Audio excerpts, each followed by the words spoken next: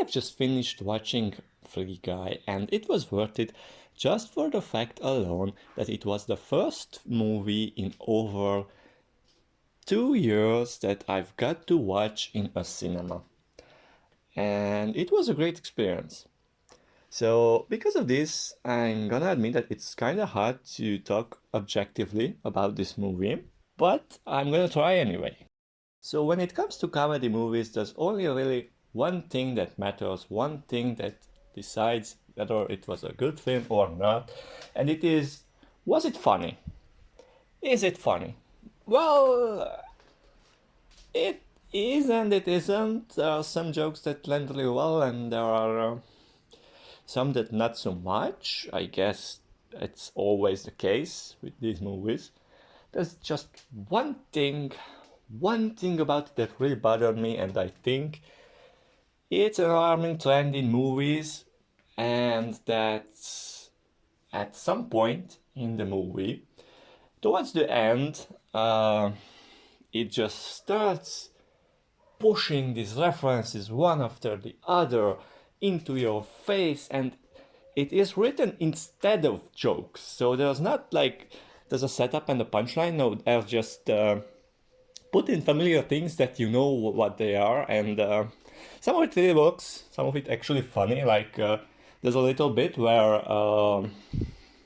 the main character just pulls out Captain America's shield, and you see Chris Evans react to it.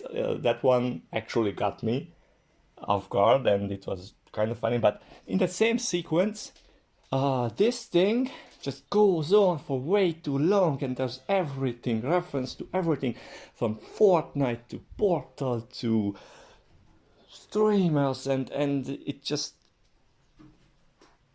just too much, man, because it is not a joke in itself, saying that, hey, look at this thing, you know this thing, you like this thing, it's in the movie, so you have to like the movie. And it just drives me crazy. It was the same with Space Jam. Ready Player One. Ready Player One is the movie about this thing, trust.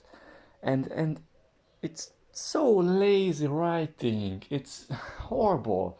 Because the movie had great potential. It has great potential. It has really great moments, honestly. But this thing just... Honestly, it just fried my brain by the end of this sequence. And it's a shame, really, because there's some interesting ideas, some interesting themes that the movie, well, tries to be about, that it really just touches them softly on the shoulder as it runs by them to make a Fortnite reference. So what is the movie about, actually? Well, it's set in a video game called Free City, and in this city there are NPCs.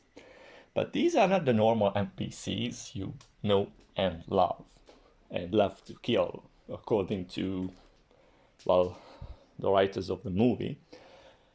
But they are equipped with an advanced AI, and they can learn and evolve and just have their own personalities.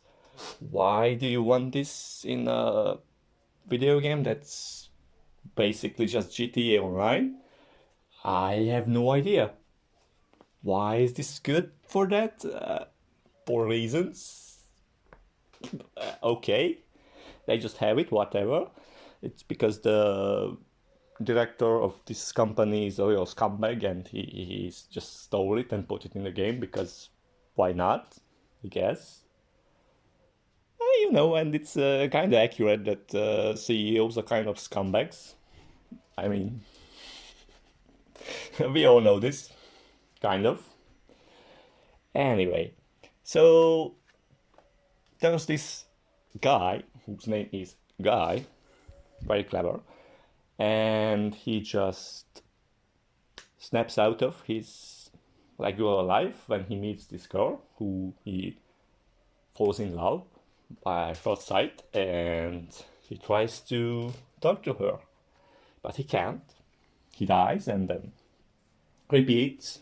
Same thing happens over and over until he gets a sunglasses from one of the players and starts to play the game himself, but he plays it differently. He becomes the good guy by saving people and just,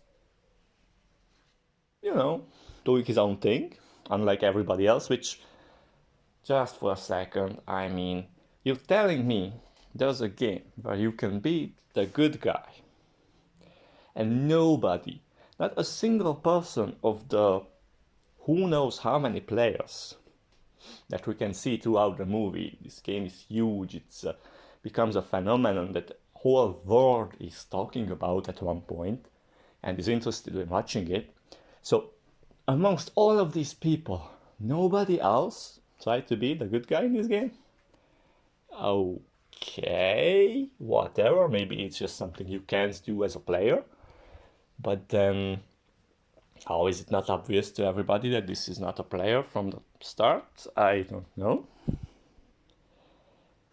Anyway, moving on, he becomes like a celebrity, almost. He becomes very famous by doing his thing, and then eventually works together with the other two main characters, or the other two real life characters that matter in this movie, and they prove that this CEO actually stole their code, and they make, I don't want to spoil them anyway. Ryan Reynolds is just playing himself at this point in his career, and it's working for him, and I'm not saying it's a bad thing, but I like to see him actually try at some point, I'm not saying what he's doing is wrong. I'm saying he's just kind of sort of doing the Nicolas Cage routine where they both just play themselves at this point in movies. It's just a question of finding the right roles that you can do this in. So overall, I would say it is worth watching one time, especially if you're into video games, or really only if you are into video games and you don't mind fan service all that much. And even if you just like Ryan Reynolds movies, because at this point he is just playing Deadpool in everything he does. And I'm gonna rate this a 7.3.6 out of 10, because you just love putting arbitrary numbers next to these movies for some reason. Thanks for watching and hope to see you again.